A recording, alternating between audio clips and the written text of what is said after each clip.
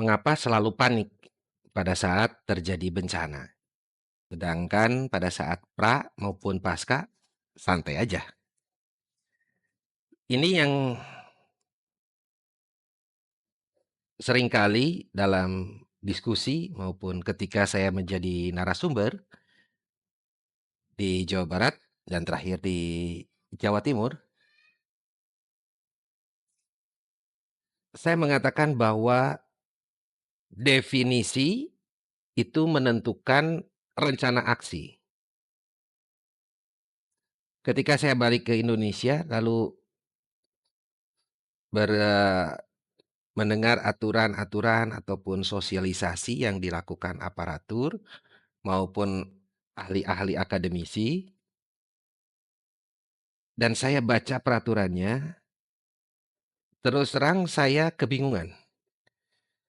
Ada hal yang tidak masuk ke dalam logika saya. Pertama, penanggulangan bencana.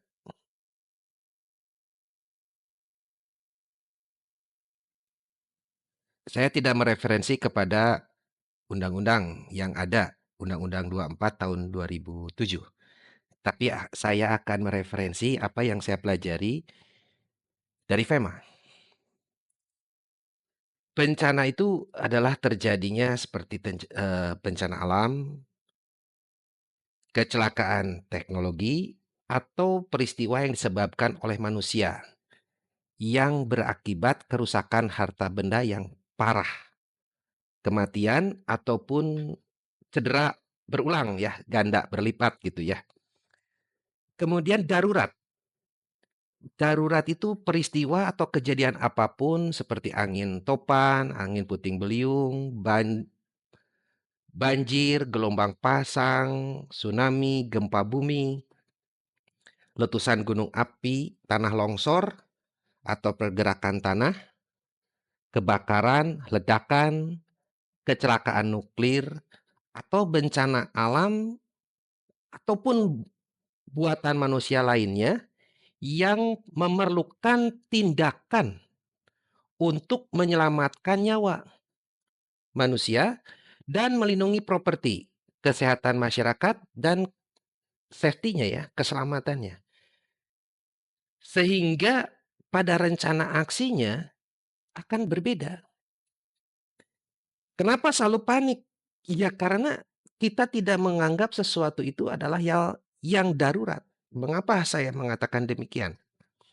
Seringkali ketika ada eh, diskusi ataupun sosialisasi ataupun yang dikatakan oleh para aparatur, ketika kita mendeteksi adanya suatu ancaman bahaya, selalu yang pertama dikatakan adalah kita harus mitigasi. Saya bingung sekali, kenapa mitigasi? Saya nggak akan sekali lagi saya tidak akan mereferensi definisi yang ada di Undang-Undang 24 tahun 2007. Mitigasi, saya pakai versinya FEMA ya, adalah kemampuan yang diperlukan untuk mengurangi jatuhnya korban jiwa dari potensi ancaman atau bahaya yang nyata. Saya garis bawahi, mengurangi jatuhnya korban, artinya sudah dipastikan ada korban. Atau sudah terjadi. Lah ini kan jauh, sehari sebelum terjadi. Ada juga yang protes ke saya, ataupun mengatakan, bahwa bencana itu tidak bisa diprediksi. Kita ini nggak pernah konsisten.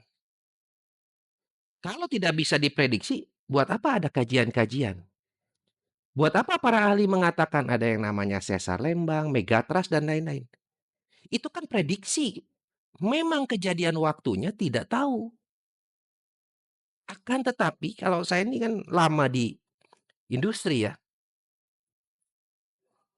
sebelum mengurangi korban, jatuhnya korban, itu harus ada tindakan-tindakan.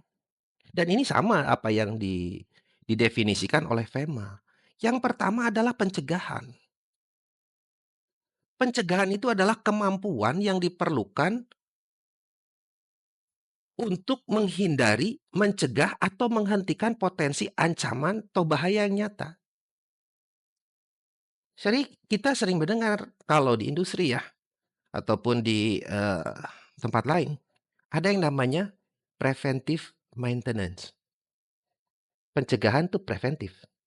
Di maintenance saja ada tindakan preventifnya, lalu ada prediktifnya, itu maintenance, lalu ada korektifnya. Lalu tindakan lain setelah pencegahan adalah perlindungan. Perlindungan atau protection adalah kemampuan yang diperlukan untuk mengamankan keselamatan jiwa masyarakat dari potensi ancaman atau bahaya yang nyata. Dan ini sangat sesuai dengan tujuan pemerintah di dalam alinea keempat Undang-Undang Dasar 45 pembukaan. Melindungi segenap bangsa Indonesia dan seluruh tumpah darah Indonesia. Undang-undang kita ini, Undang-Undang 24 tahun 2007 ini merujuk kepada Undang-Undang Dasar 45. Akan tetapi, rencana aksinya tidak ada saya melihat adanya suatu perlindungan. Kemudian tahapan berikutnya setelah pencegahan, perlindungan, mitigasi adalah tanggap darurat. Tanggap darurat adalah kemampuan yang diperlukan untuk menyelamatkan nyawa, menstabilkan jalur kehidupan masyarakat, melindungi properti dan lingkungan, memenuhi kebutuhan dasar manusia setelah suatu peristiwa terjadi. Yang terakhir, yang menurut saya ini, saya bingung juga, ada rehabilitasi dan rekonstruksi. Padahal ketika setelah terjadi suatu insiden, belum tentu kita akan bisa mengembalikan seperti sedia kala. Pemulihan atau recovery berdasarkan definisinya FEMA adalah kemampuan yang diperlukan untuk membantu masyarakat yang terkena dampak suatu insiden untuk pulih secara efektif. Itulah kenapa sangat berbeda. Jadi seperti unggahan video YouTube saya sebelumnya, kita ini kalau nyontek jangan nanggung. Ada seorang yang mengatakan kepada saya, "Kang, itu kan definisi kita bisa buat untuk kondisi sesuai kearifan lokal," seperti begitu. Ya kalau bikin, bikin semuanya. Tetapi apakah bisa dibuktikan bahwa itu sudah efektif dan mencakup keseluruhan apa yang kita butuhkan? Tapi kalau kita nyontek tanpa mengetahui, misalnya saya bilang nyontek aja, meniru, tanpa mengetahui keseluruhannya, ya akan jadi seperti ini, semuanya akan selalu panik. Anda lihat di pasal berikutnya apa yang tujuan, dalam melindungi itu. Jadi nggak akan ada pernah yang namanya pencegahan ataupun perlindungan. Dan kesiapsiagaan itu tidak akan pernah bisa terukur. Karena kesiapsiagaan definisinya pun berbeda. Saya akan definisi kesiapsiagaan versi FEMA adalah suatu hal dari mulai perencanaan, pengorganisasian, pelatihan, perlengkapan, pelaksanaan, dan evaluasi.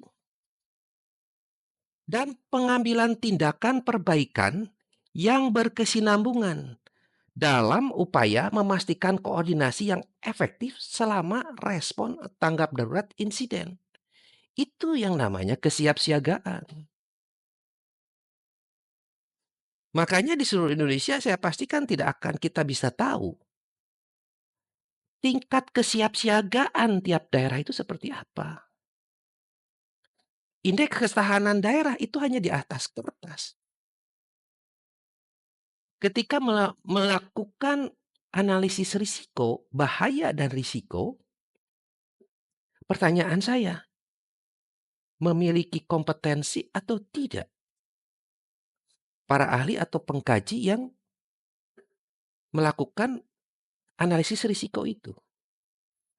Lalu kesiapsiagaan, bagaimana mengukurnya?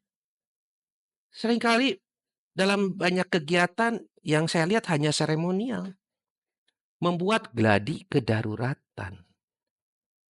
Gladi kedaruratannya itu hanya diukur berdasarkan skenario, padahal bukan itu tujuan sebenarnya. Fenomena alam yang bisa menjadi bencana itu seperti ini, tahapan pelaksanaan maupun rencana aksinya. Bagaimana untuk suatu insiden teknis atau teknologi. Insiden yang bisa menyebabkan bencana teknis atau teknologi disebabkan oleh peristiwa yang bisa terjadi dan tiba-tiba.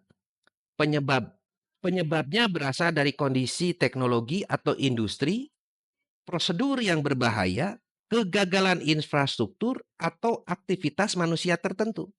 Dan itu sudah dikatakan di dalam sidang umum PBB dari tahun 2016. Sistem teknis itu kompleks dengan banyak subsistem yang bergantung. Kegagalan satu elemen dalam sistem ini dapat menyebar ke seluruh rantainya, sehingga menyebabkan kegagalan yang berujung pada bencana. Bahaya teknis ini bisa meningkat karena cakupan perluasan teknologi. Hal ini juga mencakup aktivitas industri dari kondisi yang berbahaya, proses, semua sistem transportasi darat, laut, udara, sistem persenjataan defensif atau ofensif karena ada bahan peledak, sebagai contohnya, dan pembangkit listrik. Jadi bisa kita bayangkan dan seringkali juga pejabat pemerintah ataupun para ahli mengatakan ya, kita mewaspadai potensi bencana hidrometeorologi dengan curah hujan sekian. Saya bingung, bencananya belum terjadi kok bisa bicara itu bencana. Artinya harusnya itu adalah situasi darurat, emergensi, yang seharusnya pihak berwenang yang memiliki kebijakan melakukan tindakan preventif dan proteksi. Tindakan preventifnya apa? Dipetakan mana saja, misal daerah yang curah hujannya tinggi, lalu tata ruangnya seperti apa, mana saja yang akan terdampak, potensi konsekuensinya seperti apa. Lalu bagaimana memproteksinya? Bagaimana dicek saluran irigasi dan lain-lainnya. Karena kita selalu berbicaranya ketika ada suatu ancaman adalah mitigasi, makanya dari itu selalu sosialisasi ke masyarakat upaya rencana aksinya, penyadaran masyarakat. Dan kalau kita lihat tadi, definisi dari FEMA semua adalah peningkatan kapabilitas. Di kita kapasitas. Kapasitas dengan kapabilitas itu hal yang berbeda. Jadi kalau definisi ini tidak dibenahi, ya sampai kapanpun akan terjadi panik. Tidak pernah akan ada yang namanya kesiapsiagaan ataupun kesiapan, baik masyarakat ataupun aparaturnya.